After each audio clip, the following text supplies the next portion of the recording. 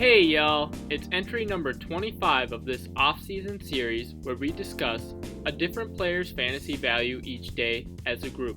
We are another day closer to the start of the 2022 NFL season. Each day we'll drop a name, go through some positives and some concerns of their fantasy profile, and then I'll give my personal opinion at the end. Today's discussion will be on Antonio Gibson, running back, Washington Commanders. We'll start with the positives with Antonio Gibson's fantasy profile. To start, we gotta talk about how he's a dual threat. Antonio Gibson has seen 170 or more carries and 40 or more targets in each of his first two seasons in the league.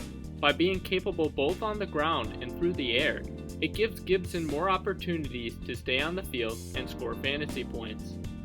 The next thing I really like about Antonio Gibson's fantasy profile is that he's got a running back friendly play caller.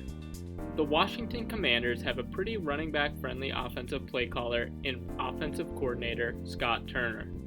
In each of the last two seasons that Scott Turner has been an offensive coordinator, his running back room has averaged at least 20 carries per game.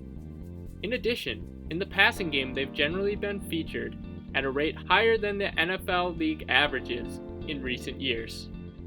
The last big thing I like about Antonio Gibson's fantasy profile is that he's got a nose for the end zone and his red zone usage is pretty great.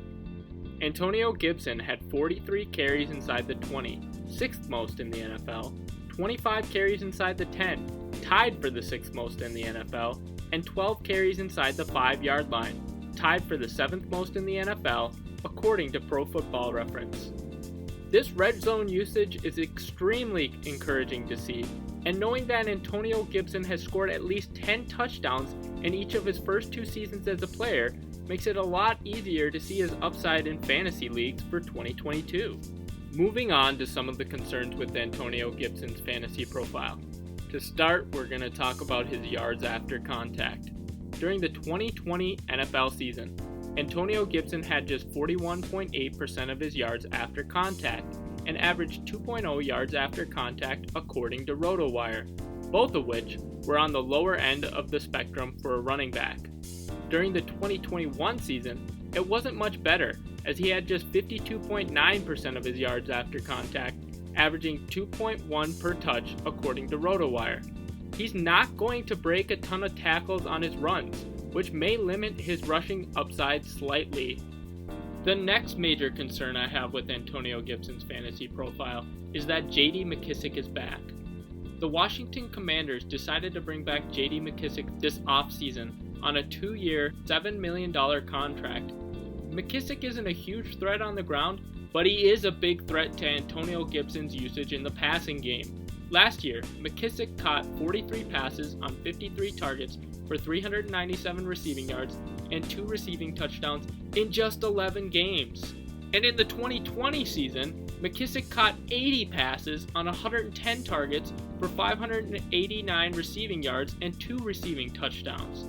As long as McKissic is in the picture, Antonio Gibson's receiving upside will be limited. The final major concern I have with Antonio Gibson's fantasy profile are the offensive line changes. At the end of the 2021 NFL season, the Washington football team's offensive line ranked as the 6th best in the league according to Pro Football Focus. But it looks like there will be quite a bit of change in the team's starting offensive line, with only 2 of the projected starters remaining the same. The positions changing will be left guard, and right tackle.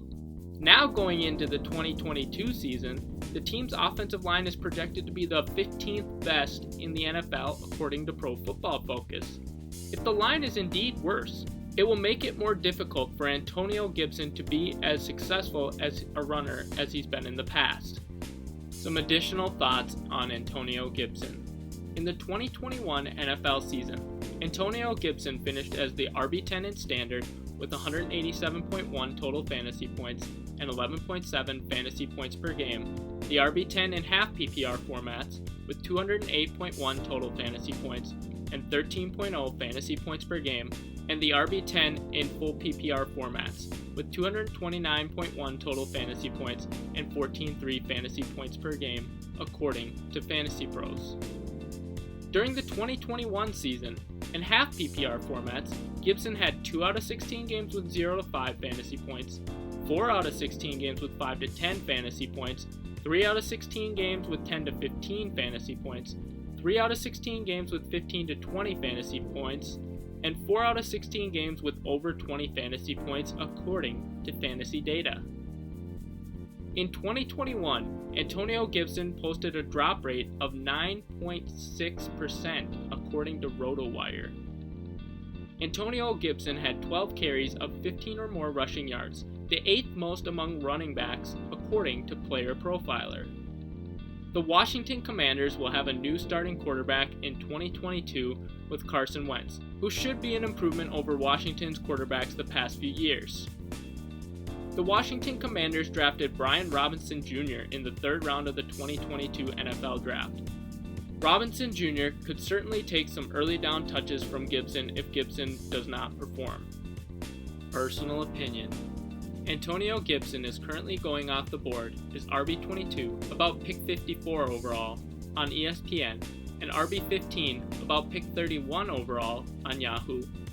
I think he's a decent buy at his current ADP on ESPN, but I am a little more lukewarm on him at his price in Yahoo leagues. There's no denying that he has a really high ceiling in this offense, but there are also enough legitimate concerns, as well as other solid running backs, to prevent myself from going overboard with ranking him too high. Capitalize on the current value on him in ESPN, but on Yahoo, he's probably going where he should, maybe even a little too high. For today's entry, we will talk about how Antonio Gibson has raised awareness for the Lupus Foundation of America in the past. As per their website, we have redefined lupus research to expand efforts beyond funding research grants. Our approach is innovative and addresses the root problems that interfere with progress and sets a course to solve them. We focus on 3 critical goals: identify the causes of lupus, discover better ways to control the symptoms, and, ultimately, find pathways to cure lupus. Here's a link to that organization below. And that's it for today's entry. If you have a player that you'd like to see featured in the video format of the Player a Day series, drop a comment below.